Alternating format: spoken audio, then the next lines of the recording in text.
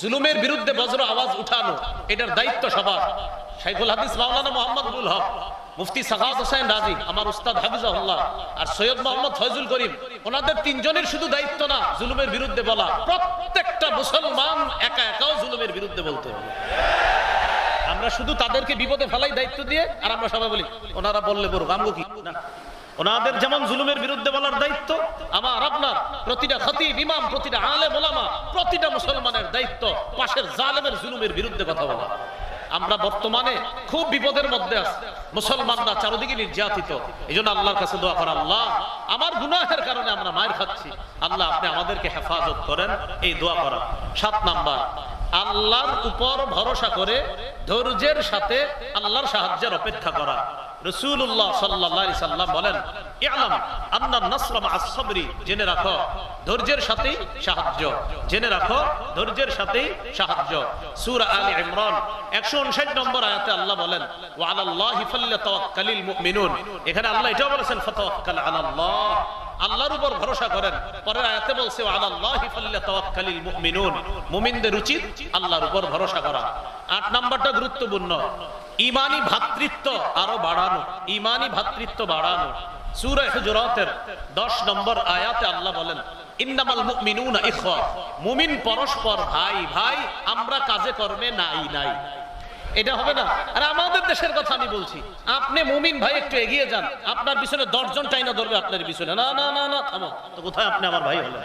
এটা হলো 8 নাম্বার করণীয়। 9 নাম্বার করণীয়, ঝগড়া বিবাদ কমিয়ে পারস্পরিক মহব্বত বাড়ানো। সূরা আনফালের 46 নম্বর আয়াত, 10 পারা 2 নম্বর পৃষ্ঠা শুরুতে আছে, ওয়া আতিউল্লাহ ওয়া রাসূলা ওয়া লা তানাযাউ ফাতাফশালু ওয়া তাযহাবা রিহুকুম। আল্লাহর আনুগত্য করো, রাসূলের আনুগত্য করো, পরস্পর ঝগড়া করো না। যদি ঝগড়া করো তোমরা দুর্বল হয়ে পড়বে, তোমাদের শক্তি খর্ব হবে। এদিক তাকান, আমি তিনি আমরা 4 জন মিলে একদল ছিলাম, শক্তি বেশি না কম? বেশি। 4 জনে সকালে ঝগড়া হয়েছে, বিকালে আলাদা হয়ে গেছি, শক্তি কি কমলো না বাড়লো? কমে গেল।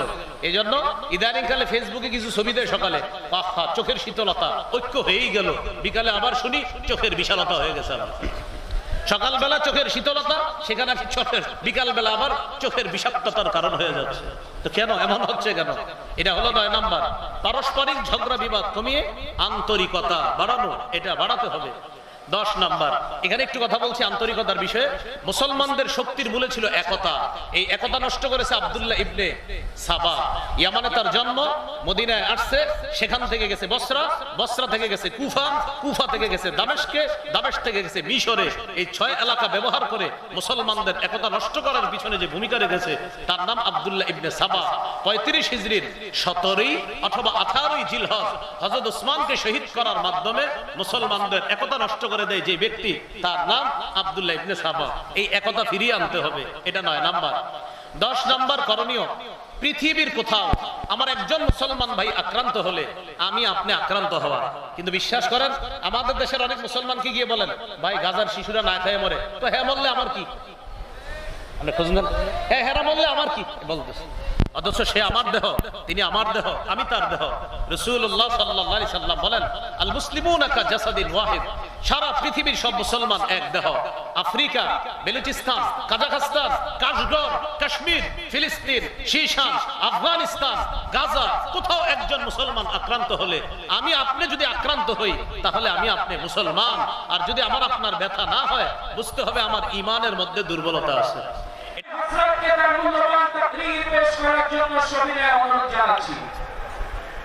আসসালামু আলাইকুম ওয়া রাহমাতুল্লাহি ওয়া বারাকাতুহু। নাহমাদুহু ওয়া নুসাল্লি আলা রাসূলিহিল কারীম, আম্মা বা'দ। ফাআউযু বিল্লাহি মিনাশ শাইতানির রাজীম। বিসমিল্লাহির রাহমানির রাহিম।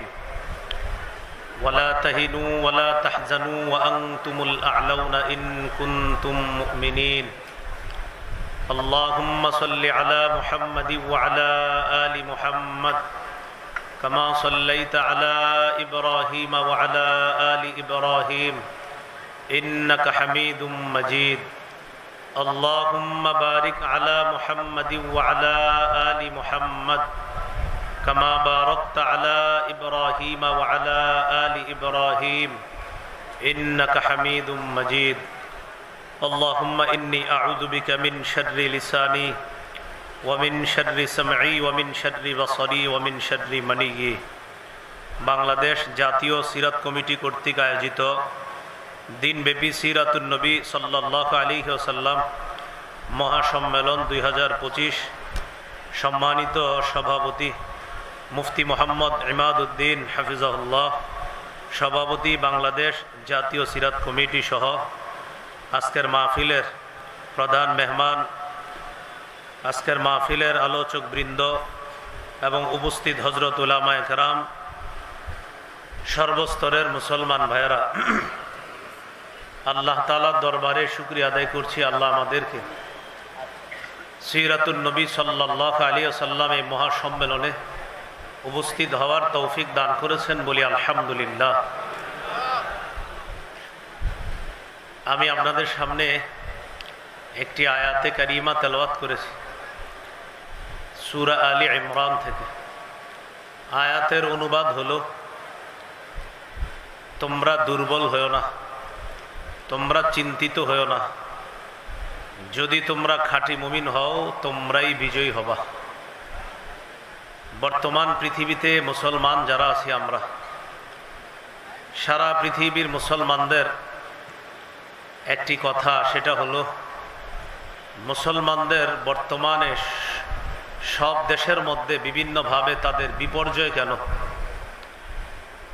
শুধুমাত্র আফগানিস্তান ছাড়া সারা পৃথিবীর কোনো দেশে এখন ইসলামী হুকুমত, কোরআন সুন্নাহ অনুযায়ী দেশ পরিচালনা করা বা হচ্ছে, এই জাতীয় নজরিয়া এখন আফগানিস্তানে দেখা যাচ্ছে। এছাড়া অন্যান্য মুসলিম ওগুলোর মধ্যে মুসলমানের সংখ্যাগরিষ্ঠ বেশি, এরকম আওয়াজ হয়। উদাহরণস্বরূপ আমাদের বাংলাদেশ, 90% বেশি আমরা মুসলমান। এ কথা যেমন সত্য, বেশিরভাগ মুসলমান ইসলাম পালন করে না, এটা আরো বেশি সত্য। আমাদের দেশে 90% বেশি মুসলমান, এটা সত্য। অধিকাংশ মানুষ ইসলাম পালন করে না, এটা আরো বেশি সত্য।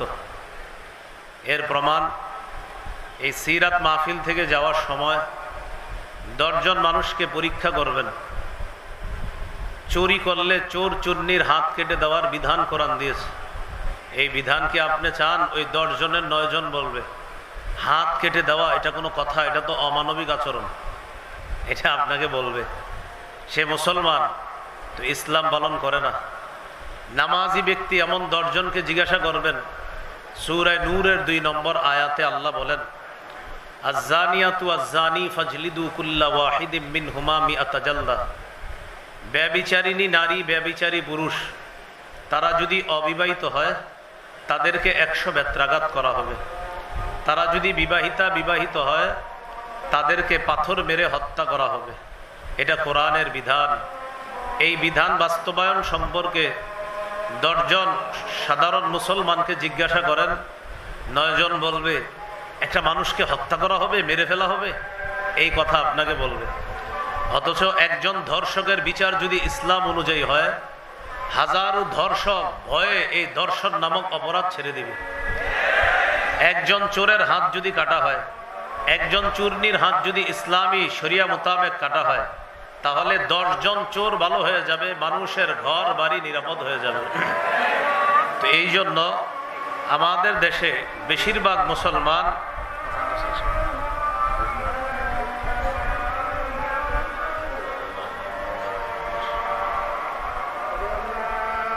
আমরা যে কোনো একটি আজানের জবাব দিয়ে দিই।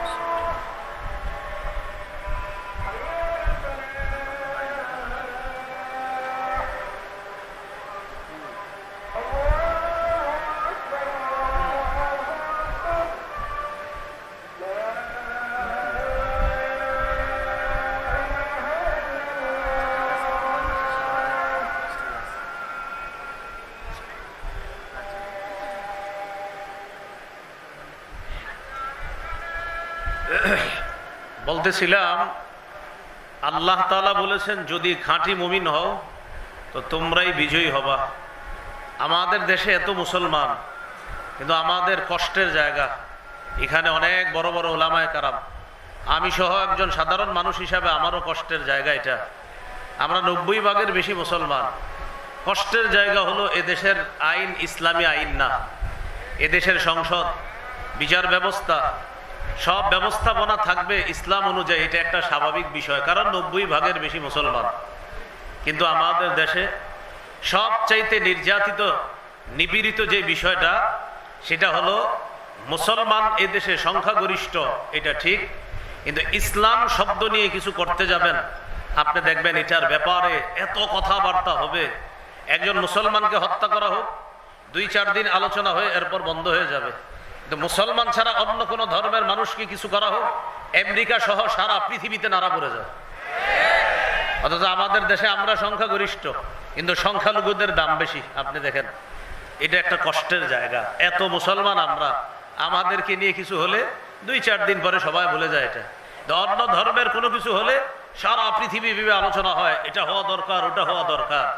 এখান থেকে বোঝা যায় আমাদের দেশের বেশিরভাগ মুসলমান, এ কথা যেমন সত্য, অধিকাংশ মুসলমান ইসলাম পালন করে না, এটা আরো বেশি সত্য, যার প্রমাণ মুসলমান কিছুদিন পরে দিবে। যদি মুসলমানরা এদেশে ইসলামী আইন চায়, তাহলে ইসলামী মূল্যবোধে বিশ্বাস করে এমন মানুষকে এদেশের নেতা বানাবে। কিন্তু আপনি দেখবেন এমন নেতা বানাবে না মুসলমান, এটা বানাবে না, মুসলমানই এটা বানাবে না। এই জন্য মুসলমান এটা আমরা দাবি করি, ইসলাম পালন করে না। আল্লাহ তাআলা বলেন, হে ঈমানদারগণ, তোমরা আল্লাহকে ভয় করো। ওয়াদারু মা বাকিয়া মিনার রিবা ইন কুনতুম মুমিনিন, যদি খাঁটি মুমিন হও সুদের কারবার ছেড়ে দাও। এখন খতিব সাহেব সুদের ওয়াজ করছে, এক মুসল্লি এসে কয়, হুজুর এত ইসলামের বয়ান করেন, ইসলাম কায়েম হচ্ছে না কেন? আপনি যে সুদ খান এই জন্য ইসলাম কায়েম হচ্ছে না। হুজুরে জুমায় বয়ান করছে, সূরা মাইদার 90, 91, 92 আয়াতের তাফসীর করতেছে। ইন্নামাল খামরু ওয়াল মাইসিরু ওয়াল আনসাবু ওয়াল আজলামু রিজসুম মিন আমালিশ শাইতান। মদ, জুয়া, দেব দেবী, ভাগ্য নির্ণয়ক সব, এগুলা শয়তানের কাজ, এগুলা নাপাক। ফাজতানিবু, এগুলা থেকে তোমরা বেঁচে থাকো, পরিহার করো। এখন হুজুরে ওয়াজ করার পর যারা জুয়ারি, এরা মসজিদ থেকে বের হওয়ার পরে বলে, হুজুরের সব ওয়াজ ঠিক আছে, আজকে এটা কি ওয়াজ করলো, এদের কারণে ইসলাম কায়েম হচ্ছে না, এটা হুজুরের দোষ দেয়। আসলে তো আপনার কারণে ইসলাম কায়েম হচ্ছে না, কারণ আপনি মুমিন। এই মুমিন হওয়ার পর আপনি জুয়া খেলবেন কেন? হুজুরে মদের বিরুদ্ধে বয়ান করছে, মদের ব্যাখ্যা দিয়ে বলতেছে, মাদক দ্রব্য, ইয়াবা, বাবা, গাঁজা, হিরোইন, ফেন্সিডিল, আফিম, কানাডা ড্রাই, মাস্তুদ, শ্যাম্পেন, জাল ইত্যাদি যা আছে সব হারাম। এই বয়ান করার পর এগুলার মধ্যে যারা জড়িয়ে আছে, এরা বলতেছে এদের কারণে ইসলাম কায়েম। খতিব সাহেবের দোষ দেয় সব। আপনি প্রত্যেক অপরাধের মধ্যে জড়িয়ে আছেন। আমি আমারে খুব সুফি মানুষ বলি এমন না, আমি অসংখ্য অপরাধের মধ্যে জড়িয়ে, প্রত্যেকে বিভিন্ন অপরাধের মধ্যে জড়িয়ে থাকার কারণে ইমানের আলো নিভে গেছে। ইমান থাকে এখানে কলবের মধ্যে। একটা গুনাহ করলে কলবের উপর একটা দাগ পড়ে যায়, গুনাহ বাড়লে দাগ বাড়তে থাকে, দাগ বাড়তে বাড়তে পুরা কলবটা কালো দাগের নিচে, কালো আবরণের পিছনে ঢাকা পড়ে যায়। এখন একটু চিন্তা করেন, আমার ইমান কলবের মধ্যে আছে, আমি এত পরিমাণ পাপের মধ্যে জড়িয়ে আছি যে পাপের কারণে পুরা কলবটা পাপের অন্ধকারের মধ্যে নিমজ্জিত হয়ে আছে, আর ওই কলবের মধ্যে আমার ইমান। এই ইমান নিয়ে ইসলাম বিজয়, এটা কিভাবে সম্ভব হবে? এই জন্য আল্লাহ বললেন, যদি তোমরা খাঁটি মুমিন হও তাহলে তোমরাই বিজয়ী হবা। আমাদের প্রত্যেকের পকেটে পকেটে গুনাহের মাধ্যম, প্রত্যেকের পকেটে পকেটে গুনাহের মাধ্যম। আপনি নিজেকে জিজ্ঞাসা করেন, 24 ঘন্টার কয় ঘন্টা আপনি গুনাহমুক্ত থাকতে পারতেছেন? হ্যাঁ, আমার মাথায় টুপি আছে, দাড়ি আছে, পাঞ্জাবি আছে, আমি কতটুকু সৎ আছি? এটা প্রত্যেকে নিজেকে জিজ্ঞাসা করা। এই জন্য আল্লাহ বলছেন, যদি খাঁটি মুমিন হও তোমরাই বিজয় হবা। খাঁটি মুমিন কিনা প্রত্যেকে জিজ্ঞাসা করেন। রাত 3টা-4টায় ফেসবুকে স্ট্যাটাস দিছে, ইসলাম এভাবে কায়েম হবে, রূপরেখা শিখাইয়া দিছে। এটা দেওয়ার পর বন্ধুদের কাছে বিদায় নিছে, dear friends, see you tomorrow, আগামীকাল দেখা হবে বন্ধুরা। স্ট্যাটাস দিয়ে ঘুমায়া গেছে। পরের দিন 10টায় উঠছে, ওঠার পর একজন বলতেছে, আপনার গতকাল কি ইসলাম নিয়ে লেখাটা সেই হয়েছে, আপনি মাদ্রাসায় না পড়েও যে লেখা দিয়েছেন ইসলাম নিয়ে ফাটাফাটি হয়েছে। তারপর আপনার চোখ এখনো ঘুম ঘুম ভাব, আর বইল না, পেরেশানিতে গতকাল রাত্রে যখন ঘুমাইছি আর টেরি পাই নাই কখন উঠলাম, ফজর পড়ছিনি। হা, পেরেশানির কারণে ফজরও পড়ি নাই, উনি ইসলামী রূপরেখা লেখা ঘুমাইছে। এই জন্য আপনি প্রত্যেককে জিজ্ঞাসা করেন, প্রত্যেকে দেখবেন আমার কারণে দেশে ইসলামী হুকুমত কায়েম হচ্ছে না, প্রত্যেকেই অপরাধী এটার জন্য। না হয় আমরা 90% বেশি মুসলমান, আমাদের দেশে ইসলাম থাকবে না কেন? এই জন্য এই পরিস্থিতি থেকে উত্তরণের কি উপায়? আমি 17টা উপায় বলছি, মন দিয়ে শোনেন, সময় বেশি নেই। 1 নম্বর উপায়, ইমানি শক্তি অর্জন করা। ইমানি শক্তির সাথে আল্লাহর ওয়াদা, সংখ্যা কম বেশির সাথে এটা কোনো ব্যাপার না। ইমানি শক্তি মজবুতির সাথে আল্লাহর ওয়াদা, আর আল্লাহর নিয়মে কোনো পরিবর্তন পাবেন না। সূরা ফাতিরের 43 নম্বর আয়াত, আল্লাহ বলেন ফালান তাজিদা লিসুন্নাতিল্লাহি তাবদীলা, আল্লাহর নিয়মে তুমি কোনো পরিবর্তন পাবে না।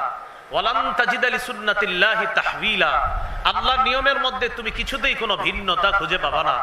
অতীতে মজবুত ঈমান যারা ছিল তাদের সাথে আমি আল্লাহর যে ওয়াদা, তোমাদের সাথে আমার সেই ওয়াদা। এই জন্যই তো 313 জন, মাত্র 70টা ওট, 2টা ঘোড়া, 8টা তরবারি, এই 313 জনকে সশস্ত্র 1000-এর বিরুদ্ধে আল্লাহ বিজয় দান করছে। 60 জনের বিরুদ্ধে আল্লাহ পাক রব্বুল আলামিন 60 জনকে 60,000-এর বিরুদ্ধে বিজয় দান করছে। এটা ঈমানের কারণে।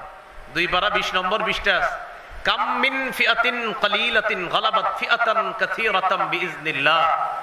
বাদশা তালুত বাহিনী যখন দেখলো তাদের সংখ্যা কম, তখন তাদের একদল বলল লা তাকাতা লানাল ইয়াউমা বিজালুতা ওয়া জুনুদি, আজকে জালুত বাহিনী তাদের সাথে আমরা পারবো না। তখন মুমিনরা বলল কোনো সমস্যা নাই, কত ছোট দল আল্লাহর হুকুমে কত বড় দলকে হারায়া দেয়। আমাদের ঈমান যদি মজবুত থাকে, আমাদের দল ছোট যদি হয়, বড় দলকে হারিয়ে দিবে।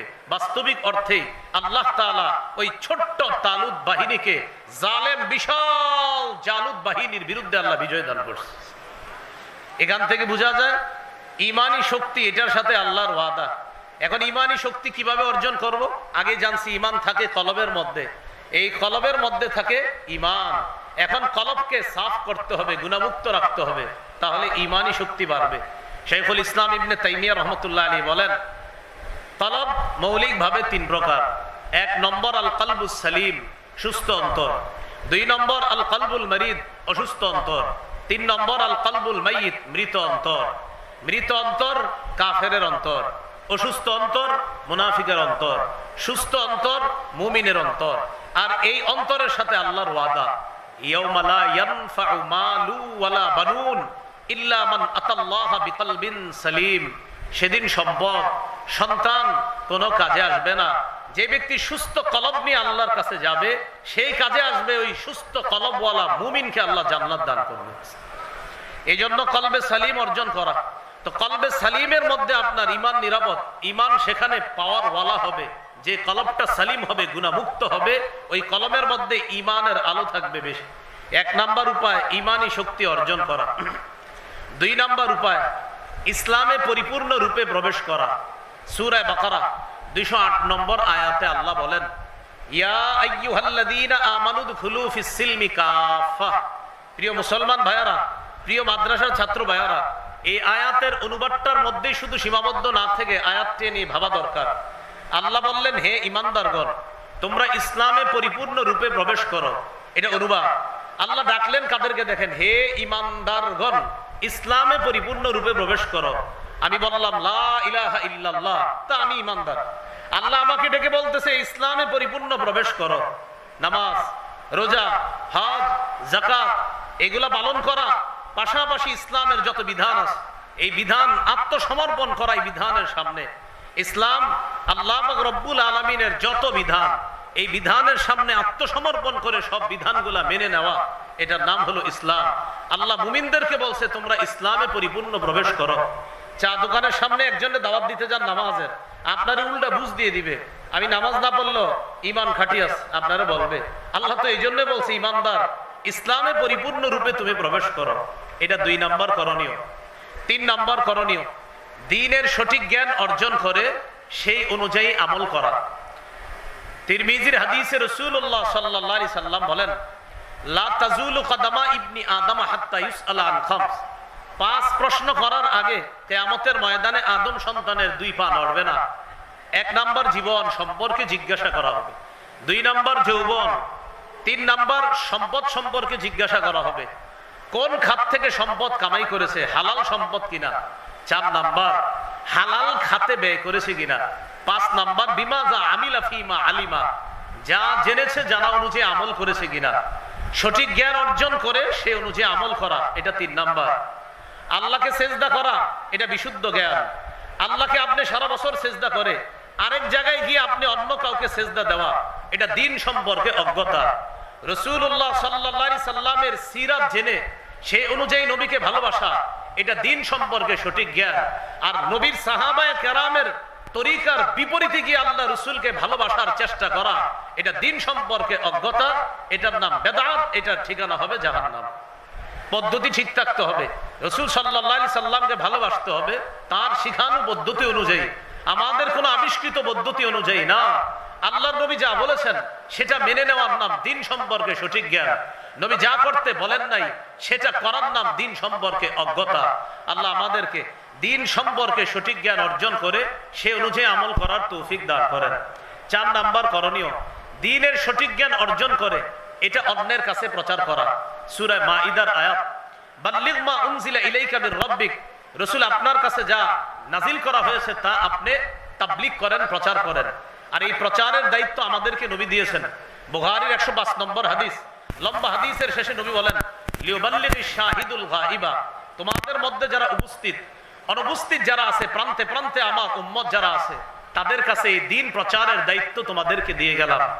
5 নাম্বার করণীয়, আল্লাহর দ্বীনের সহযোগী হওয়া, এটা একটু বুঝেন। সূরা মুহাম্মদের 7 নম্বর আয়াতে আল্লাহ বলেন, ইন তানসুরুল্লাহ ইয়ানসুরকুম, যদি তোমরা আল্লাহকে সাহায্য করো আল্লাহ তোমাদেরকে সাহায্য করবে। আল্লাহকে সাহায্য করার তাফসীর হলো আল্লাহর দ্বীনকে সাহায্য করা। আল্লাহর দ্বীন, মসজিদ, মাদ্রাসা, এই সিরাত খাতে সাহায্য করা, এটাও আল্লাহর দ্বীন। জিহাদের ময়দানে মুজাহিদ যারা আছে তাদের জন্য সহযোগিতা করা, এটা আল্লাহর দ্বীনের শ্রেষ্ঠ খাত। আমি আবার বলছি, জিহাদের ময়দানে মুজাহিদদের জন্য সাহায্য সহযোগিতা পাঠানো, এটা দ্বীনের সাহায্যের সবচেয়ে শ্রেষ্ঠ খাত। কিন্তু আমাদের সমস্যা কি জানেন, মসজিদ মাদ্রাসা সহ সব দ্বীনের খাতগুলো শুনলে আমরা বলি সুবহানাল্লাহ আলহামদুলিল্লাহ, জিহাদের খাতের কথা শুনলে বলি ইন্না লিল্লাহি ওয়া ইন্না ইলাইহি রাজিউন। এই দেশে ইসলামী হুকুমত কায়েম হবে কিভাবে বলেন? দ্বীনের শ্রেষ্ঠ খাত জিহাদের ময়দানে সাহায্য করা।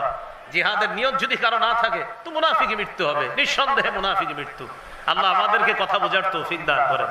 6 নাম্বার, আল্লাহর কাছে দোয়া করা। সূরা নামল 62 নম্বর আয়াত, আম্মাই ইউজিবুল মুত্তাররা ইযা দাআ, পীড়িত ব্যক্তি দোয়া করলে কে সেই সত্তা তার দোয়া গ্রহণ করে। আমরা বর্তমানে খুব বিপদের মধ্যে আছি, মুসলমানরা চারিদিকে নির্যাতিত, এজন্য আল্লাহর কাছে দোয়া করা, আল্লাহ আমার গুনাহের কারণে আমরা মায়ের খাচ্ছি, আল্লাহ আপনি আমাদেরকে হেফাজত করেন, এই দোয়া করা। 7 নাম্বার, আল্লাহর উপর ভরসা করে ধৈর্যের সাথে আল্লাহর সাহায্যের অপেক্ষা করা। রাসূলুল্লাহ সাল্লাল্লাহু আলাইহি সাল্লাম বলেন, ইআলাম আন্নান নাসরা মা'আস সাবরি, জেনে রাখো ধৈর্যের সাথেই সাহায্য, জেনে রাখো ধৈর্যের সাথেই সাহায্য। সূরা আলী ইমরান 159 নম্বর আয়াতে আল্লাহ বলেন, ওয়া আলাল্লাহি ফাল্যাতাওয়াক্কালিল মুমিনুন, এখানে আল্লাহ এটাও বলেছেন ফাতাওয়াক্কাল আলাল্লাহ, আল্লাহর উপর ভরসা করেন। পরের আয়াতে বলছে ওয়া আলাল্লাহি ফাল্যাতাওয়াক্কালিল মুমিনুন, মুমিনদের উচিত আল্লাহর উপর ভরসা করা। 8 নাম্বারটা গুরুত্বপূর্ণ, ঈমানি ভ্রাতৃত্ব আরো বাড়ানো, ঈমানি ভ্রাতৃত্ব বাড়ানো। সূরা হুজুরাতের 10 নম্বর আয়াতে আল্লাহ বলেন, ইন্নামাল মুমিনুনা ইখওয়া, মুমিন পরস্পর ভাই ভাই, আমরা কাজে কর্মে নাই নাই। এটা হবে না। আর আমাদের দেশের কথা আমি বলছি, আপনি মুমিন ভাই একটু এগিয়ে যান, আপনার পিছনে 10 জন টাইনা ধরবে আপনার পিছনে, না না না না থামো তো, কোথায় আপনি আমার ভাই হলেন। এটা হলো 8 নাম্বার করণীয়। 9 নাম্বার করণীয়, ঝগড়া বিবাদ কমিয়ে পারস্পরিক মহব্বত বাড়ানো। সূরা আনফালের 46 নম্বর আয়াত, 10 পারা 2 নম্বর পৃষ্ঠা শুরুতে আছে, ওয়া আতিউল্লাহ ওয়া রাসূলা ওয়া লা তানাযাউ ফাতাফশালু ওয়া তাযহাবা রিহুকুম, আল্লাহর আনুগত্য করো, রাসূলের আনুগত্য করো, পরস্পর ঝগড়া করো না। যদি ঝগড়া করো তোমরা দুর্বল হয়ে পড়বে, তোমাদের শক্তি খর্ব হবে। এদিক তাকান, আমি তিনি আমরা 4 জন মিলে একদল ছিলাম, শক্তি বেশি না কম? বেশি। 4 জনে সকালে ঝগড়া হয়েছে, বিকালে আলাদা হয়ে গেছি, শক্তি কি কমলো না বাড়লো? কমে গেল। এই জন্য ইদানিং কালে ফেসবুকে কিছু ছবি দেয়, সকালে আহা চোখের শীতলতা, ঐক্য হয়েই গেল, বিকালে আবার শুনি চোখের বিশালতা হয়ে গেছে। আবার সকালবেলা চোখের শীতলতা, সেখানে চোখের বিকালবেলা আবার চোখের বিষাক্ততার কারণ হয়ে যাচ্ছে। তো কেন এমন হচ্ছে কেন? এটা হলো 9 নাম্বার। পারস্পরিক ঝগড়া বিবাদ কমিয়ে আন্তরিকতা বাড়ানো, এটা বাড়াতে হবে। 10 নাম্বার, এখানে একটু কথা বলছি আন্তরিকতার বিষয়ে। মুসলমানদের শক্তির মূলে ছিল একতা। এই একতা নষ্ট করেছে আব্দুল্লাহ ইবনে সাবা। ইয়ামানে তার জন্ম, মদিনায় আসছে, সেখান থেকে গেছে বসরা, বসরা থেকে গেছে কুফা, কুফা থেকে গেছে দামেস্কে, দামেস্ক থেকে গেছে মিশরে। এই 6 এলাকা ব্যবহার করে মুসলমানদের একতা নষ্ট করার পিছনে যে ভূমিকা রেখেছে তার নাম আব্দুল্লাহ ইবনে সাবা। 35 হিজরির 17 অথবা 18 জিলহজ হযরত ওসমানকে শহীদ করার মাধ্যমে মুসলমানদের একতা নষ্ট করে দেয় যে ব্যক্তি, তার নাম আব্দুল্লাহ ইবনে সাবা। এই একতা ফিরিয়ে আনতে হবে, এটা 9 নাম্বার। 10 নাম্বার করণীয়, পৃথিবীর কোথাও আমার একজন মুসলমান ভাই আক্রান্ত হলে আমি আপনি আক্রান্ত হওয়া। কিন্তু বিশ্বাস করেন আমাদের দেশের অনেক মুসলমানকে গিয়ে বলেন, ভাই গাজার শিশুরা না খেয়ে মরে, তো হ্যাঁ মরলে আমার কি, আপনি খোঁজ নেন, হ্যাঁ হ্যাঁ মরলে আমার কি বলতেছে, অথচ সে আমার দেহ, তিনি আমার দেহ, আমি তার দেহ। রাসূলুল্লাহ সাল্লাল্লাহু আলাইহি সাল্লাম বলেন, আল মুসলিমুনা কা জাসাদিন ওয়াহিদ, সারা পৃথিবীর সব মুসলমান এক দেহ। আফ্রিকা, বেলুচিস্তান, কাজাখস্তান, কাশগর, কাশ্মীর, ফিলিস্তিন, শিশান, আফগানিস্তান, গাজা, কোথাও একজন মুসলমান আক্রান্ত হলে আমি আপনি যদি আক্রান্ত হই তাহলে আমি আপনি মুসলমান। আর যদি আমার আপনার ব্যথা না হয় বুঝতে হবে আমার ঈমানের মধ্যে দুর্বলতা আছে। এটা 10 নাম্বার। 11 নাম্বার, নির্যাতিত মুসলমানদের জন্য সহযোগিতার ব্যবস্থা করা। আলহামদুলিল্লাহ আমাদের ঢাকার উলামায়ে কেরাম সারা দেশ থেকে ফান্ড কালেকশন করে ফিলিস্তিনের গাজাবাসীর উদ্দেশ্যে তারা পাঠাচ্ছে, এটা অনেক প্রশংসনীয় একটা উদ্যোগ।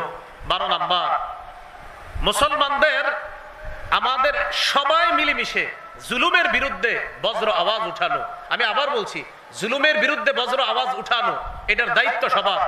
শাইখুল হাদিস মাওলানা মোহাম্মদ মামুনুল হক, মুফতি সাখাওয়াত হোসেন রাজি আমার উস্তাদ হাফিজাহুল্লাহ, আর সৈয়দ মোহাম্মদ ফয়জুল করিম, ওনাদের 3 জনের শুধু দায়িত্ব না জুলুমের বিরুদ্ধে বলা, প্রত্যেকটা মুসলমান একা একাও জুলুমের বিরুদ্ধে বলতে হবে। আমরা শুধু তাদেরকে বিপদে ফেলাই দায়িত্ব দিয়ে, আর আমরা সবাই বলি ওনারা বললে বলুক, আমগো কি না। ওনাদের যেমন জুলুমের বিরুদ্ধে বলার দায়িত্ব, আমার আপনার প্রতিটা খতিব ইমাম, প্রতিটা আলেম ওলামা, প্রতিটা মুসলমানের দায়িত্ব পাশের জালেমের জুলুমের বিরুদ্ধে কথা বলা। সূরা হুদের 113 নম্বর আয়াতে আল্লাহ বলেন, ওয়ালা তারকানু ইলাল্লাযীনা যালামু, তোমরা জালেমদের প্রতি ঝুঁকে পড়ো না, অনুরক্ত হয়ে পড়ো না। এই আয়াতের ছোট্ট একটা ব্যাখ্যা হলো, আমার সাথে একটু বলেন, ওলামারা বলা দরকার নাই, শুধু ছাত্ররা বলেন, জালেমের 2-4টা ভালো কাজ দেখে তাকে প্রশংসার বন্যায় ভাসিয়ে দিও না। হ্যাঁ, জালেমের 2-4টা ভালো কাজ দেখে হাজারো জুলুমের কথা ভুলে গিয়ে তাকে প্রশংসার বন্যায় ভাসানো যাবে না। উন্নতি আর উন্নতি, জুলুমের কথা কে বলবে? এই জন্য জালেমের 2-4টা ভালো কাজ দেখে তাকে প্রশংসার বন্যায় ভাসিয়ে দেওয়া যাবে না। এটা 12 নাম্বার। 13 নাম্বার, মুসলমান বিলাসী জীবন বর্জন করতে হবে।